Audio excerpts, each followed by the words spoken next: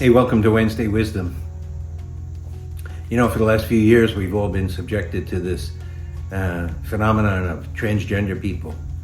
But fortunately, with the passage of a little time, 5 or 6 years since this started, studies are starting to show that it peaked around 2020 with like 8.5% of young people identifying as transgender.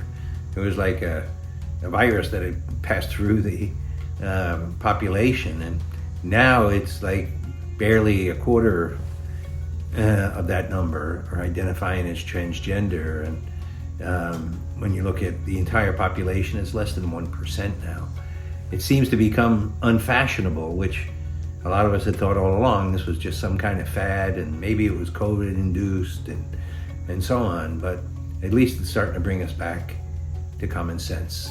You know, you can't change your sex, and gender is some kind of idea of a construct, and you know, while there can be an imbalance in certain people who have certain kinds of trauma, most of the time it's becoming clear that people who identify as transgender have suffered some kind of abuse or trauma in their lives, and it's a reaction to that.